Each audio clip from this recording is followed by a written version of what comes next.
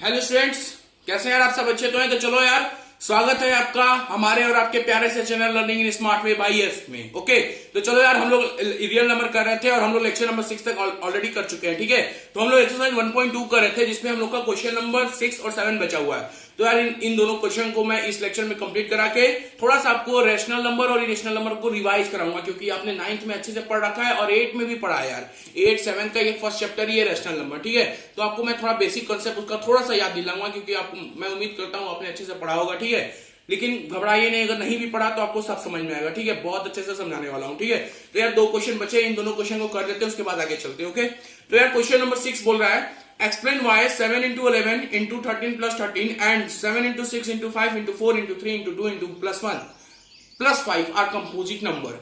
यार composite number बोल रहा है कि ये क्यों कंपोजिट नंबर है, तो सबसे पहले हमें समझना पड़ेगा कि कंपोजिट नंबर होते कौन से हैं। तो यार देखो, प्राइम नंबर का जस्ट अपोजिट कंपोजिट नंबर होता है। अब प्राइम नंबर क्या होता है, तो मैंने बता रखा है कि वो नंबर जो केवल अपने आप से कटे और 1 से कटे, वो नंबर जिनके केवल 2 फैक्टर हो, एक 1 हो और एक वो खुद हो, that is called prime number. अब व्हाट इज कंपोजिट नंबर, जिसके 2 से ज्यादा फैक्टर हो, मतलब वो अपने आप से भी कटे, 1 से भी कटे और ज्यादा नंबर से कटे, ऐसे नंबर को हम क्या बोलेंगे, कंपोजिट नंबर। बात समझ आया? मैंने क्या बताया आपको, प्राइम नंबर क्या होता है, वो नंबर जो अपने आप से कटे और 1 से कटे, मतलब those number which have only 2 factor, that is 1 and itself. ठीक है, that is called a prime number.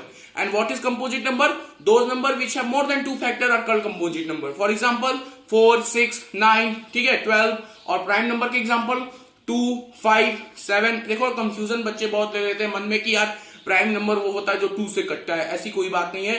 Prime number वही होता है जो केवल अपने आप से कटे और 1 से कटे। ठीक है, और कंपोजिट नंबर वो होता है जो अपने से भी कटे, 1 से भी कटे और उससे ज्यादा नंबर से भी कटे। ठीक है, मतलब 2 से ज्यादा उसके फैक्टर हो। ठीक है, तो चलो यार क्वेश्चन नंबर 6 जल्दी से आप लोग बुक निकाल लो, इसको करते हैं, बहुत मजा आने वाला है, बहुत आसान सा क्वेश्चन है। ठीक है, 1 नंबर का फंस जाता है कभी के एग्जाम में। तो क्वेश्चन नंबर 6 लिख लेते हैं यार। पहला नंबर है मेरे पास 7 into 11 into 13 plus 13। देखो कैसे करना है आपको, पहले आप देखो यहां से आप 13 कॉमन ले सकते हो क्या? जी हाँ, ले सकते हैं। 13 कॉमन ले लोगे तो कितना हो जाएगा, 7 into 11 into 1 plus 1। अब इसे आप कर दो सॉल्व, 7 11 जा 77 प्लस 1 इंटू 1 77, उसमें 1 जोड़ दोगे तो 78। तो ये कितना हो गया आपका 13 इंटू 78। अब देखो यार, ये जो भी नंबर होगा अब इसको निकाल लो। 13 8 जा कितना होता है, जल्दी से बताओ, 104। 13 7 जा 91, 91 में 10 जोड़ेंगे तो 101, तो आपका ये हो गया 101। अब यार जो ये मेरा नंबर 101 है, ये तो अपने आप से भी कटेगा, मतलब 1014 नंबर मेरा आया।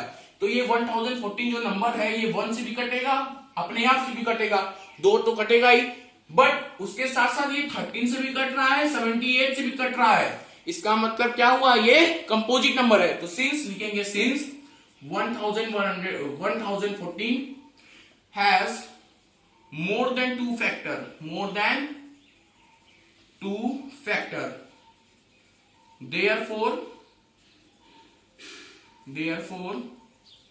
it is composite number। Okay, composite number. भाई कोई दिक्कत तो नहीं, समझ में आया ना?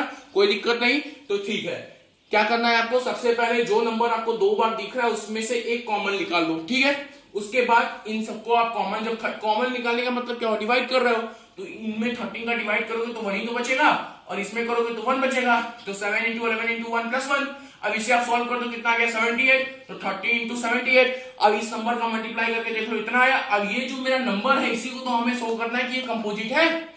तो यार देखो, ये 1 से भी कटेगा, अपने आप से भी कटेगा, साथ साथ में 78 से भी कटेगा, 13 से भी कटेगा, मतलब इसके पास 2 से ज्यादा फैक्टर हैं। That is why it is called composite number. ठीक है, ऐसा ही सेम क्वेश्चन इसमें आगे दिया हुआ है, उसे आप अपने से करिएगा। ना समझ में आए तो कमेंट सेक्शन में जरूर बताइएगा, मैं अगला वीडियो उस पर फिर लेके आ जाऊंगा। ओके, कोई दिक्कत नहीं है, मेरा काम आपको समझाना है। ठीक है, तो यार क्वेश्चन नंबर 7 पे चलते हैं। क्वेश्चन नंबर 7 बोल रहा है कि there is a circular path around a sports field. Sonia takes 18 minute to drive 1 round of the field while Ravi takes 12 minutes for the same. Suppose they are both start at the same point and at the same time and go in the same direction. After how many times will they meet again at a starting point. कुछ नहीं करना, आपको 12 और 18 जो दिया हुआ है उसका आप एलसीएम निकाल दो, वही आपका आंसर है। ठीक है, क्या करना है 12 और 18 का। देखो यार, सोनिया और रवि मेरे पास दो बंदे हैं, वो एक ग्राउंड का फील्ड का चक्कर लगा रहे हैं। एक बार ये सोनिया 18 मिनट में कंप्लीट कर रही है और रवि 12 मिनट में। तो आपको बताना है कि कितने मिनट में वो दोनों एक पॉइंट पे मिलेंगे। तो यार लोएस्ट एलसीएम का मतलब क्या होता है, लोएस्ट कॉमन मल्टीपल, बस वही आपको निकालना है। ठीक है, तो आप 18 और 12 का निकाल दो एलसीएम। अब आप चाहते हो तो बचपन वाले तरीके से निकालो, या फिर यार घोड़ों वाला तरीका तो पता ही है यार, बता तो रखा ही है, उसी से निकालते हैं। ठीक है, क्या करना है आपको 18 और 12 का एलसीएम। चलो यार 18 का एलसीएम कितना होगा जल्दी बताओ। पहले इसको प्राइम फैक्टर के रूप में लिख दें, कितना होगा 2 इंटू 3 इंटू 3। ओके, अच्छा 12 का एलसीएम कितना होगा जल्दी बताओ। इसको प्राइम फैक्टर के रूप में लिख दो 12 को, तो 2 इंटू 3। मैंने एलसीएम में बोला था कि जो चीज कॉमन मिल रहा है उसे लिखिए और जो नहीं मिल रहा है उसे भी लिखिए। तो एलसीएम इक्वल टू जो कॉमन मिल रहा है 2 मिल रहा है कॉमन 2, 3 भी कॉमन मिल रहा है 3। अब देखो ये दोनों कॉमन नहीं मिल रहा तो इसे भी आपको लिखना है। तो कितना हो गया 2 3 जा 6, 2 जा 12, 12 3 जा 36 मिनट। मतलब 36 मिनट में वो दोनों आपस में उसी जगह किसी एक पॉइंट पे ग्राउंड पे चक्कर लगा रहे थे, जिस ग्राउंड पे किसी एक पॉइंट पे 36 मिनट बाद मिल जाएंगे। ओके, क्लियर हो गया। प्लीज आंसर इसका चेक कर लेते हैं, क्या पता सही है कि नहीं। ठीक है, हम भी तो आदमी, हमसे भी गलत हो सकता है ना। चलो यार चेक कर लेते हैं भाई। Exercise 1.2, exercise 1.2 36 minute exact answer सही है। आप देख सकते हैं यार 36 मिनट। ओके, और आपके पास तो बुक होगा ही। ओके, तो यार इसी तरीके से मेरा एक्सरसाइज 1.2 खत्म होता है। अब हम लोग थोड़ा सा रैशनल नंबर, इरेशनल के नंबर के बारे में थोड़ा सा समझेंगे और एक थ्योरम दिया हुआ है उसे थोड़ा सा पढ़ेंगे, क्योंकि उसी थ्योरम का यूज करके हम लोग प्रूव करेंगे कि how the root 2 is irrational and how root 11 and so on number are irrational. उसी का थ्योरम का यूज करके प्रूव करेंगे। ये क्वेश्चन, इस तरह के क्वेश्चन 3 मार्क्स के 4 मार्क्स से आपके एग्जाम में हर समय आते रहते हैं। ठीक है, तो please pause the video to note it down. अगर आप नहीं समझे तो फिर से वीडियो को देखिए, उसके बाद चलते हैं रैशनल और इरेशनल नंबर की तरफ। तो यार स्टार्ट करते हैं रैशनल नंबर। रैशनल नंबर होता क्या है, नाम तो आप सबने सुन रखा होगा और आप अच्छे से जानते भी होंगे। ठीक है, तो मैं आपको बस थोड़ा सा रिवाइज करा रहा हूं। ठीक है, तो यार रैशनल नंबर क्या होता है, ध्यान से सुनिएगा। Number which is written in the form of P upon Q। क्या मैंने बोला, वो नंबर जो P अपॉन Q के फॉर्म में लिखे गए हो। अभी यही रैशनल नंबर नहीं है, अभी आगे भी हो गई। Number which is written in the form of P upon Q where Q is not equal to 0। What I can say, number which is written in the form of P upon Q where Q is not equal to 0। अभी rational number का definition खत्म नहीं हुआ है भाई, अभी कुछ चीज बची हुई है। क्या, and P and Q have no common factor, that is the main point। P and Q have no common factor। अब इसका मैं मतलब समझा देता हूं आपको।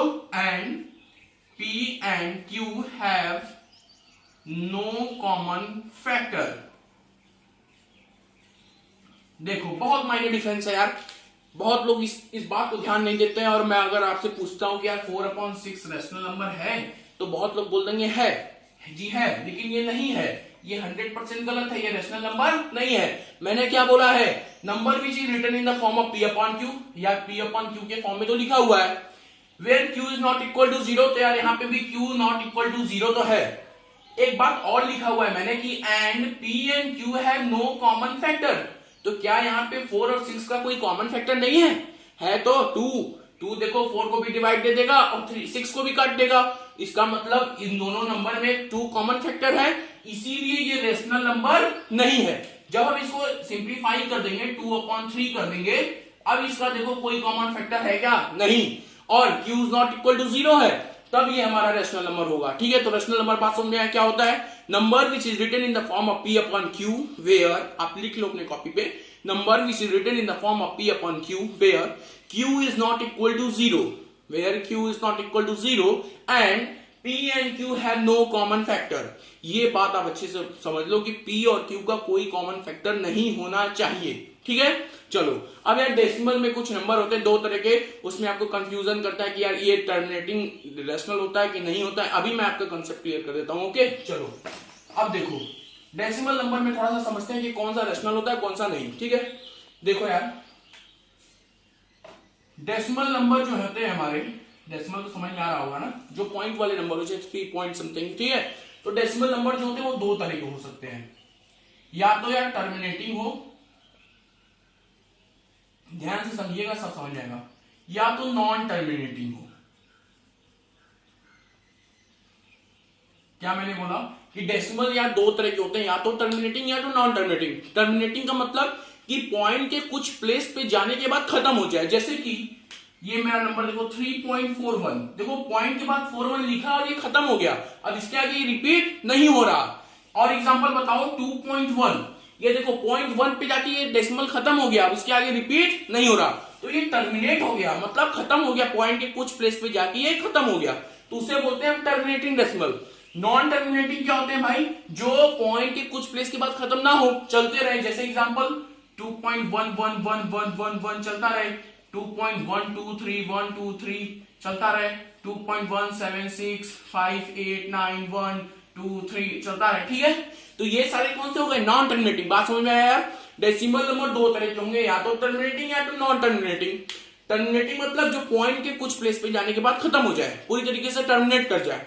और जो नॉन टर्मिनेटिंग होंगे वो क्या होंगे, पॉइंट के पास जाते रहेंगे, कहीं खत्म होने का नाम ही नहीं लेंगे, ठीक है। अब देखो नॉन टर्मिनेटिंग में दो तरह के होंगे, क्या कौन कौन से, एक तो होगा नॉन रिपीटिंग, एक तो होगा रिपीटिंग। रिपीटिंग का मतलब जैसे पॉइंट के बाद यहाँ पे देखो 1111 रिपीट हो रहा है, ठीक है, तो ये नॉन टर्मिनेटिंग रिपीटिंग हो गया। क्या हो गया, नॉन टर्मिनेटिंग रिपीटिंग। और ये देखो पॉइंट के बाद रिपीट नहीं हो रहा है, 176 कभी 67589 ये रिपीट हो रहा है क्या, नहीं ना, तो ये भी क्या हो गया, नॉन टर्मिनेटिंग नॉन रिपीटिंग। इसका मतलब मैंने क्या समझा यहाँ पे कि नॉन टर्मिनेटिंग के भी दो पार्ट, कौन कौन से, एक तो होगा आपका नॉन रिपीटिंग और एक तो होगा आपका रिपीटिंग, ठीक है। रिपीटिंग का मतलब, रिपीटिंग में क्या हो गया भाई, जैसे कि 2.11111, अब इसको आप ऐसे भी लिख सकते हो, 2.1 के ऊपर बार लगा दो, ठीक है। और नॉन रिपीटिंग में 2.123 फिर 1 2 6 7 8 9 ऐसे ऐसे चलता गया, तो ये नॉन टर्मिनेटिंग नॉन रिपीटिंग, और ये नॉन टर्मिनेटिंग रिपीटिंग। बात समझ में आया। अब देखो रेशनल नंबर होते कौन है इसमें, देखो यार डेसिमल में टर्मिनेटिंग तो रेशनल नंबर होता ही होता है, ठीक है, और नॉन टर्मिनेटिंग का रिपीटिंग वाला भी रेशनल नंबर होता है। अब बचा ये, और ये हमारा होता है इरेशनल नंबर, ये होता है हमारा इरेशनल नंबर, ठीक है। तो अगर मैं आपसे पूछूं कि 2.12 रेशनल है, जी हाँ ये रेशनल है, क्योंकि ये नॉन टर्मिनेटिंग रिपीटिंग है। अगर मैं आपसे पूछूं 2.1761298 ये रेशनल है, नहीं ये इरेशनल है, क्योंकि नॉन टर्मिनेटिंग नॉन रिपीटिंग है। बात समझ में आया। मैंने आपको क्या बताया कि डेसिमल दो तरह के, टर्मिनेटिंग और नॉन टर्मिनेटिंग। टर्मिनेटिंग मतलब जो पॉइंट के कुछ प्लेस के बाद जाने पे खत्म हो जाए, और नॉन टर्मिनेटिंग मतलब जो पॉइंट के कुछ प्लेस पे जाए, चलते रहे खत्म ना हो। अब नॉन टर्मिनेटिंग में दो कैटेगरी आ जाती है, एक तो नॉन रिपीटिंग मतलब डेसिमल प्लेस के बाद जो नंबर रिपीट हो रहा है, खत्म नहीं हो रहा है, वो एक ही तरीके का नंबर रिपीट हो रहा है, तो वो रिपीटिंग हो गया। अब रिपीट नहीं हो रहा है, कभी बदल के आ रहा है, तो वो नॉन रिपीटिंग हो गया। बात समझ में आया। तो यार इसमें टर्मिनेटिंग वाला रेशनल होगा, रिपीटिंग वाला रेशनल होगा, ये इरेशनल नंबर होगा, ठीक है। बात समझ में आया। अब एक थोड़ा सा थ्योरम अगले लेक्चर में लाऊंगा, लेक्चर काफी बड़ा हो गया है, उसमें मैं एक्सरसाइज 1.3 भी शुरू करूंगा, ओके। तो लेक्चर को ये रखते हैं, ठीक है। मिलते हैं अगले वीडियो में फिर से। कोरोना से बचे रहें, अपना ख्याल रखें, अपने घर वालों का ख्याल रखें, और जम के पढ़ाई करें। 10th में 95 फोड़ना है, ठीक है।